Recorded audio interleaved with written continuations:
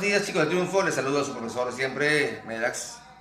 Este día tenemos que ver la quinta semana, corresponde al capítulo de proteínas, parte 1. Las proteínas son las biomoléculas que tienen mayor peso molecular y también gran tamaño. Son las biomoléculas conocidas así como proteínas por derivarse en griego proteos. Proteos en griego significa de muchas formas. Son biomoléculas altamente, digamos, diferenciables, porque tienen una gran gama de aspectos. Cubren tanto funciones estructurales como también de actividad biológica. Son una tremenda cantidad de funciones que tienen. Las proteínas también son llamadas polipéptidos porque están formadas por péptidos innumerables, unidos por enlaces específicos. Son biomoléculas cuaternarias porque presentan tanto carbono, hidrógeno, oxígeno, nitrógeno y opcionalmente también fósforo y azufre. Dijimos que son las más pesadas y las que tienen mayor tamaño porque difícilmente dializan o atraviesan membranas. En este caso sus poros son tan pequeños que difícilmente las atraviesan. Por esa razón no las encontramos, por ejemplo, ni en orina ni tampoco en bilis, ¿no?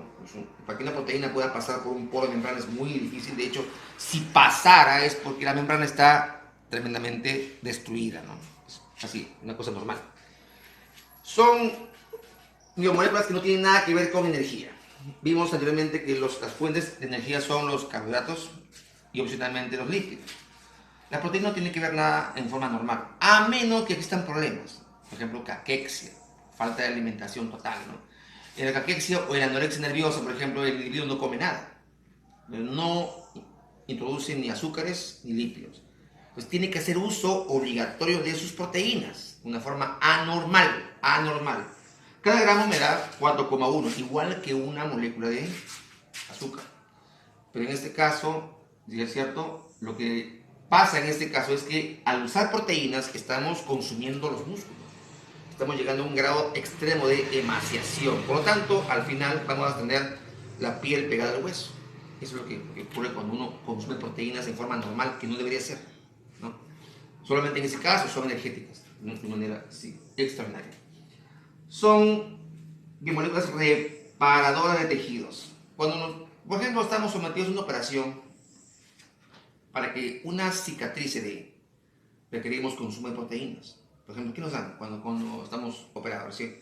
Nos dan a comer, por ejemplo, pollo, gelatina, para que esos alimentos que tienen proteínas puedan revitalizar el tejido y puedan otra vez volver a unirlo. Por eso se llaman reparadores de tejidos. Presentan enlaces peptídicos, son enlaces específicos de proteínas. Y estos se dan entre aminoácidos, que son sus máximas unidades.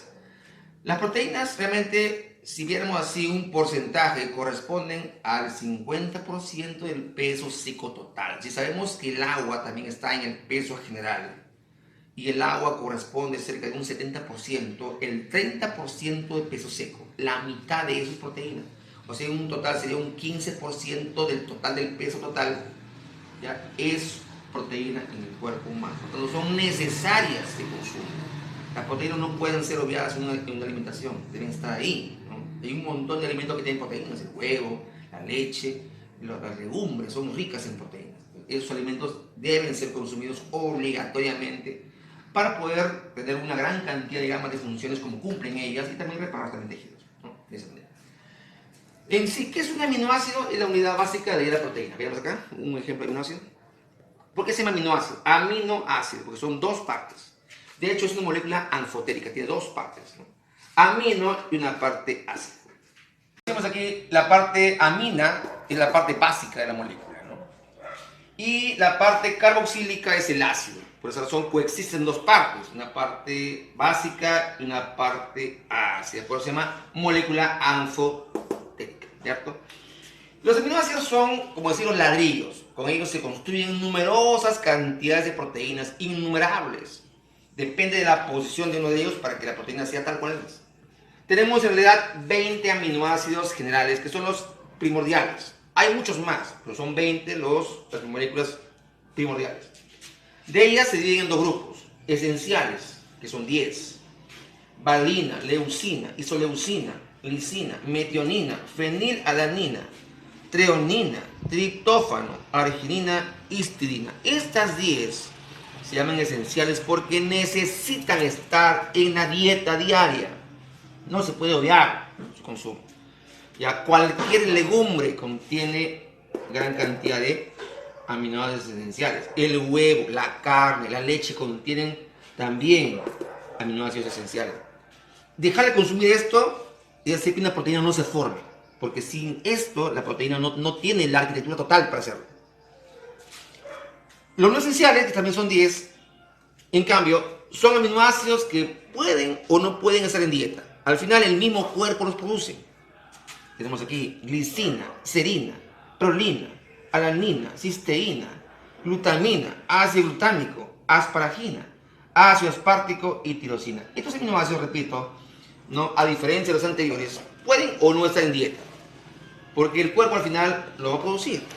En cambio, los anteriores no. Son aminoácidos que requieren estar siempre en dieta. De estos, por ejemplo, tenemos ahí la famosa glicina, ¿cierto? Este aminoácido glicina es importante por ser, por ejemplo, el aminoácido básico, esencial, la misma expresión, ¿ya? El más sencillo que hay. Por ejemplo, si miramos acá en el esquema, si yo aquí le coloco en este punto que se llama grupo relativo, coloco un hidrógeno, ya estaré haciendo ahí la L-glicina, ¿cierto? Sí, es sencillo. Es un aminoácido elemental, básico, que apenas tiene como grupo relativo un hidrógeno. Por esa razón se llama el más sencillo que hay. La prolina, por ejemplo, es un aminoácido que está incorporado a la formación de colágeno, ¿no? La prolina, hidroxiprolina son aminoácidos que están conformando esa proteína que es importante para los tejidos, sobre todo para la piel, para los cartílagos, también para los ligamentos y tendones. La alanina, por ejemplo, interviene en un ciclo llamado gluconeogénesis, se interconvierte con la glucosa. La glucosa puede formar la alanina y la alanina puede formar a su vez glucosa, y así constantemente se forma a partir de proteínas que no son azúcares, se forman azúcares también, ¿no? Glutamina incorporada al transporte de sustancias al cerebro, ¿no? Vitamina B6, ¿no? Glucosa. La tirosina es fundamental porque tiene dos funciones importantes. Uno, forma parte de las hormonas tiroideas, ya que la tirosina, ¿cierto? Forma parte de una molécula especial que se une con el yodo. Un yodo con 4 tirosinas puede formar tetrayodotironina y así formar tiroxina, la hormona máxima del metabolismo que sale de la glándula tiroides. También es precursor de la formación de catecolaminas. La tirosina, al ser sometida a metabolismo, puede formar dopa, de ahí formar dopamina, de ahí formar adrenalina o epinefrina y finalmente formar noradrenalina. Esta vez tenemos la parte de estructuras proteicas. Son 4: primaria, secundaria, terciaria, cuaternaria. En la primaria, que la tienen todas las proteínas, tanto globulares como fibrosas, importa sobre todo el orden específico de cada aminoácido, porque aquí, según lo que realizan los ribosomas, ellos son explícitos en eso, colocan cada aminoácido en el lugar que le corresponde. De ahí la gran propiedad de especificidad de cada proteína. Por ejemplo, una proteína A, supongamos que sea una proteína globular con una gran actividad biológica, que presenta los siguientes aminoácidos en el siguiente orden, como ves acá: histidina, valina, leucina, isoleucina, metionina, prolina, todos en sus órdenes respectivos. Basta que cambiemos el orden de 2 aminoácidos, por ejemplo, valina, leucina, cambiemos el orden, automáticamente la naturaleza de la proteína A cambiará totalmente. Ya no va a ser la misma. ¿Por qué? Porque el lenguaje proteico, repito, es altamente específico. De ahí que cada proteína sea un mundo, sea único, específico, debido a este ordenamiento que se da de los aminoácidos unidos mediante enlaces peptídicos. Un enlace peptídico será, dijimos, entre una parte del aminoácido llamado grupo amino y otro aminoácido con grupo carboxílico. Se unen ambos y eliminan una molécula de agua. De esa manera establece un enlace llamado enlace peptídico. en este caso se da. ¿Los ves acá en la secuencia? La proteína A con valina en 2 y leucina en 3 cambia de pronto en histidina, leucina 2, valina 3. Han cambiado, han variado. Y ya no va a ser proteína A, sino proteína B. De esa manera, la B va a ser, por ejemplo, una proteína fibrosa. ¿Por qué? Porque ya el orden de los aminoácidos, que era A, cambió y se transformó en otra por el orden distinto que asumen ambos aminoácidos en esa cadena. ¿Y ahí por qué? Por esa razón, repito, los ribosomas tienen mucho cuidado en colocar cada aminoácido como debe ser, porque basta que un orden se altere, toda la proteína automáticamente se va a alterar, todo eso. Por eso es importante la primaria, que tienen todas, tanto globulares como fibrosas. Es la mínima expresión de una proteína a la cual llega siempre, ya que las cocinamos, les ponemos calor, por ejemplo, todas ellas llegan hasta aquí. Y al llegar acá es la mejor forma como pueden ser digeridas también, porque las enzimas que tenemos son aptas para destruir enlaces peptídicos con mucha más facilidad. Así, por ejemplo, si consumimos una carne de vaca, ¿no? Rompemos, gracias a que la cocinamos, rompemos todas las estructuras y podemos finalmente con las enzimas que tenemos romper los enlaces peptídicos y así tener aminoácidos como si fueran fichas, ¿no? Libres para reordenarlas como nuestro cuerpo lo dice. Esta forma de que la proteína de vaca se transforma en proteína humana debido a ese gran ordenamiento que se da y a esa facilidad que el cuerpo tiene para romper enlaces peptídicos una vez que la proteína sea desnaturalizado. Ya. Entonces ahí importa mucho la estructura primaria. La secundaria es la primaria dispuesta en el espacio de dos maneras. Una en alfa hélice, como ves acá, alfa hélice, ¿no? Cadenas así, en hélices que se van uniendo, y otra beta zigzag o también llamada en hoja plegable. El alfa hélice como estructura proteica fue creada por un americano llamado Linus Pauling. De esa manera, Linus Pauling realizó esta estructura básicamente para proteína y eso dio el premio Nobel de Química. En base a esa, recién después, Watson y Crick se basaron para hacer la alfa hélice del ADN. Alfa hélice lo tiene, por ejemplo, la queratina, el colágeno, la elastina, la insulina. Acá tengo esa vaquita.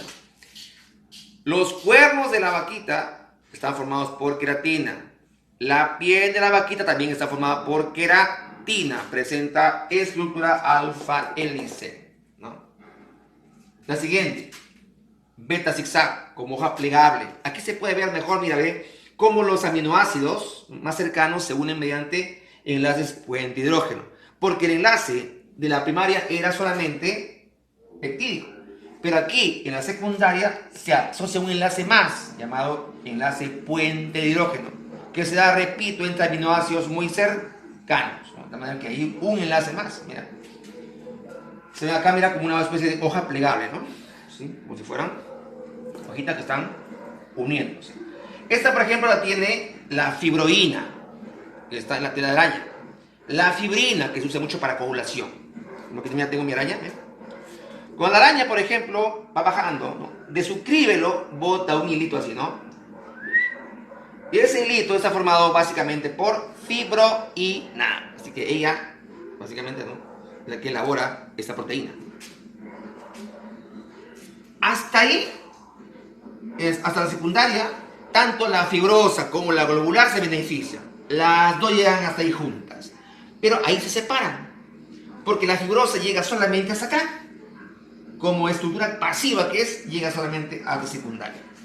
La globular va a pasar a la siguiente estructura y de ahí que tenga alta actividad biológica, ya que la estructura terciaria le ofrece esa actividad.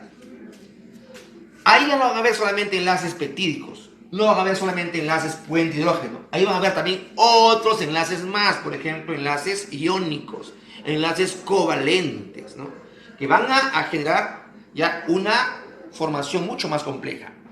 La estructura terciaria es la estructura secundaria plegada sobre sí misma. Tenemos acá, mira, un alfa hélice plegado sobre sí mismo. Eso sería la terciaria. Y eso le otorga a la globular alta actividad biológica. No va a ser una proteína pasiva. Va a tener una diversidad de actividades que pueden ser desde las hormonales, coagulación, reguladoras, proteínas de transporte, un montón debido a esta estructura terciaria que le otorga esa facilidad a las globulares, la de ser mucho más que una simple fibrosa. De tal manera que esto es lo que determina esta actividad. Las globulares son mayormente esféricas, son solubles en el agua, tienen una dichosa actividad biológica debido a esta estructura. Cuando hay muchas más estructuras así, que se van uniendo entre ellas por los mismos enlaces que hemos hablado, se transforma en una cuaternaria. ¿Cómo ves acá? Mira, ¿ve? Aquí hay muchas terciarias unidas. Es el ejemplo, por ejemplo, de la hemoglobina, ¿no? Que se une bastante y forma justamente lo que se llama la famosa proteína globular. O sea, este es el máximo nivel al que puede llegar una proteína y básicamente una globular. Porque la fibrosa se quedó solamente hasta acá, hasta la secundaria. Pero la globular no, pasó más allá, fue mucho más allá y llegó hasta aquí. Ahora, cuando nosotros rompemos esos enlaces mediante desnaturalización con el calor, ácidos u otro, la llevamos hasta su mínima expresión. Y de esta manera, la desnaturalización, repito, permite que las proteínas lleguen a esta mínima estructura para poder ser fácilmente digeridas, ¿no? La desnaturalización se puede dar por calor, ácido, repito, electricidad, iones pesados, ¿no? Y también por la urea. La proteína pierde su capacidad biológica porque sus estructuras se rompen hasta la última que queda así. Por eso, repito, todas, tanto globulares y fibrosas, llegan hasta esta estructura. Espero que esta parte haya quedado clara. ¿Ya? Es muy importante tener en cuenta las estructuras. Luego vamos a pasar a la siguiente parte 2, que ya veríamos tipos de proteínas y todo cómo son, simples y conjugadas. Hasta el momento, espero que les haya gustado la clase y por favor sigan con la cuarentena y quédense en casa.